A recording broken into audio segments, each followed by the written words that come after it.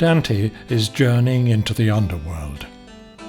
He is accompanied by the pre-Christian Roman poet Virgil, author of the epic poem the Aeneid.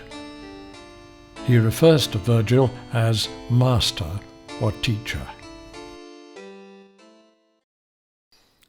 And as the cranes go chanting forth their lays, making in air a long line of themselves, so saw I coming, uttering lamentations, shadows borne onward by the aforesaid stress.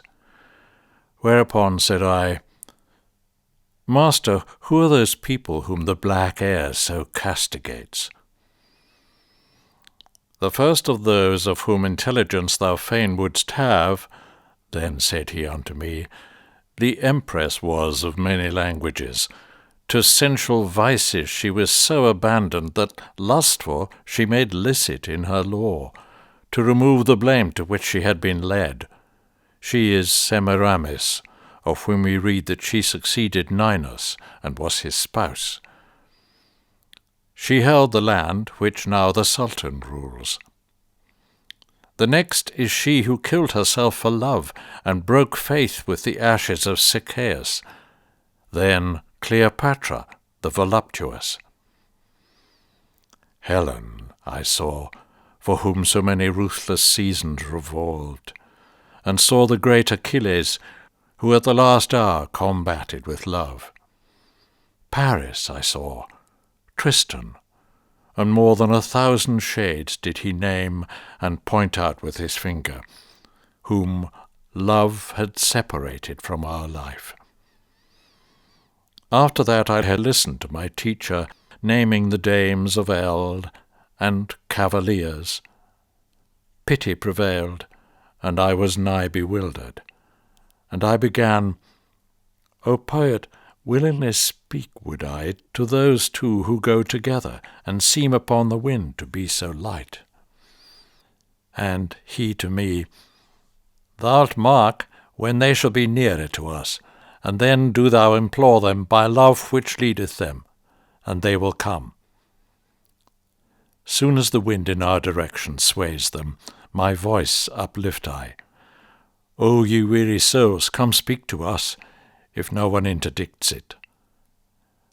As turtle-doves, called onward by desire with open and steady wings to the sweet nest, fly through the air by their volition borne, so came they from the band where Dido is, approaching us athwart the air malign. So strong was the affectionate appeal. O living creatures gracious and benignant, who visiting goest through the purple air, us, who have stained the world incarnadine, if were the King of the universe our friend, we would pray unto him to give thee peace, since thou hast pity on our woe perverse. Of what it pleases thee to hear and speak, that will we hear, and we will speak to you, while silent is the wind, as it is now. Sitteth the city wherein I was born upon the seashore, where the Po descends to rest in peace with all his retinue. Love, that on gentle heart doth swiftly seize, seized this man for the person beautiful that was ta'en from me, and still the mode offends me. Love that exempts no one beloved from loving, seized me with pleasure of this man so strongly, that, as thou seest, it doth not yet desert me. Love has conducted us unto one death. Cain waiteth him who quenched our life. These words were borne along from them to us. As soon as I had heard those souls tormented, I bowed my face, and so long held it down, until the poet said to me, What thinkest? When I made answer, I began, Alas, how many pleasant thoughts, how much desire conducted these unto the dolorous pass. Then unto them I turned me, and I spake, and I began, Thine agonies, Francesca, sad and compassionate to weeping make me. But tell me, at the time of those sweet sighs, by what and in what manner love conceded that you should know your dubious desires? And she to me, There is no greater sorrow than to be mindful of the happy time in misery, and that thy teacher knows. But if to recognize the earliest root of love in us thou hast so great desire, I will do even as he who weeps and speaks. One day we reading were for our delight of Lancelot, how love did him enthrall.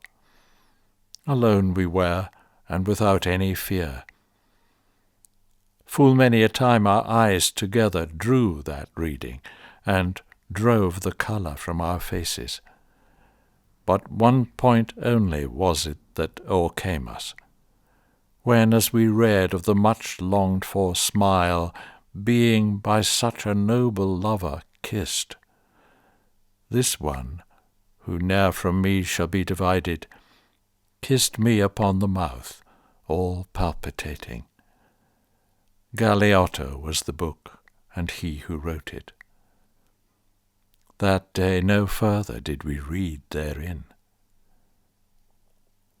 And all the while one spirit uttered this, the other one did weep so, that, for pity, I swooned away as if I had been dying, and fell even as a dead body falls.